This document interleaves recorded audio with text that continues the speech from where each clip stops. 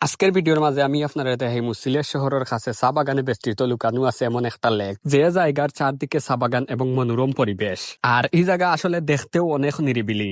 আর এই জায়গার ছবি এবং ফটো তোলার লাগে হইতে পারে অন্যতম। বিশেষ করে বন্ধু বান্ধবরা নিয়ে ঘুরার লাগে হইতে পারে সব থেকে পারফেক্ট একটা জায়গা ও জায়গা। তো পুরা ভিডিওটা আপনারা নাটা নিয়ে বিস্তারিত দেখো, অনেক জিনিস জানতে পারবা, বুঝতে পারবা। আসসালামু আলাইকুম ভিউয়ার্স, আশা করি আপনারা সবাই আছেন ভালো, আমিও আছি ভালো। তো আজকে আমি এমন একটা জায়গা আইছি যে হইল দিঘি। তো এই দিঘির কিন্তু এলাকাটা খুব সুন্দর এবং এই জায়গার পরিবেশটা অনেক বেশি উপকূলীয় কিভাবে সুন্দর আকি।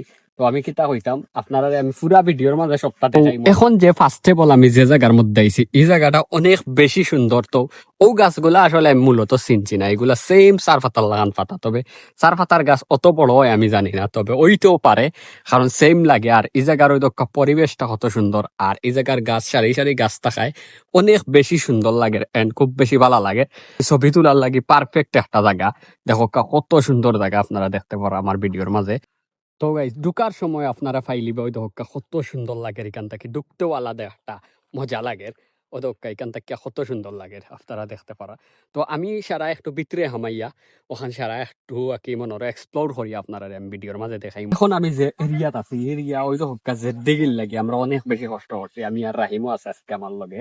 আর ওই দক্কা একটা আছে ছোট ছাউনি, গাটো রাখি দিঘি। আর এই দিঘি ও নারিকেল গাছ আর ওগুলা একই এত সুন্দর করছে, কারণ হইল গিয়া ওই কিল্লা সুন্দর করতে এরিয়াটারে।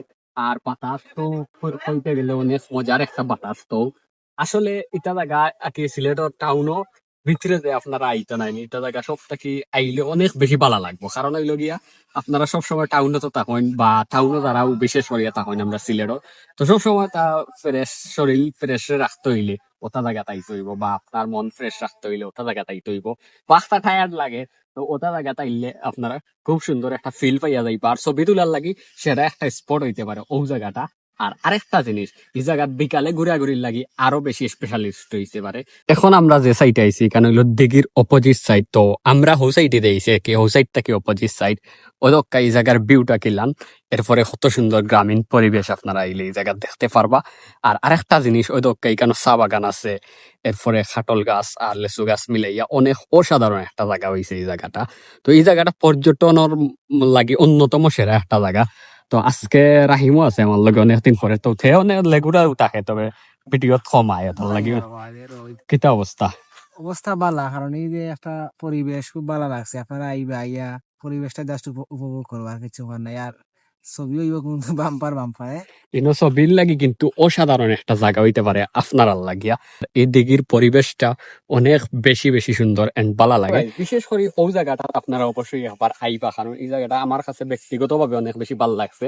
তো আমি মনে করো সব জায়গা তাকে সাজেস্ট করি না, এই জায়গা আপনারা সাজেস্ট করবো। সিলেট টাউনও যারা আছেন, বাইক যারা আছে আরো ইজি হইব। তো রুশেও টান মারি আপনারা গুয়াবাড়ি যে রাস্তা আমাইছেন আমি অমুকে আইয়া বেশ করি আইবা। আইয়া আপনারা একটা জায়গার নাম হইল কি কিতা কিতা আছিল পাহাড়, আলিবাহার। আলিবাহার। তো আলিবাহার এলাকাত এই জায়গাটা পড়ছে। তো যে চাই কইলেও চিনবো আলিবাহার, বা জিও গুয়াবাড়ি দেখি হই দেখাইয়া দিলেইব আপনারা। আর এই জায়গাটাই আপনারা লাগি ছবি তোলা এবং রিফ্রেশ একটা মন মানে একটা ইলে ওই জায়গা থেকে আপনারা অবশ্যই ফাইলিবা।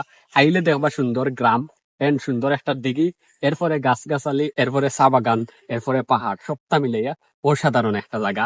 এরপরে পাইলিবা আপনারা সুন্দর সুন্দর গাছ সমূহ।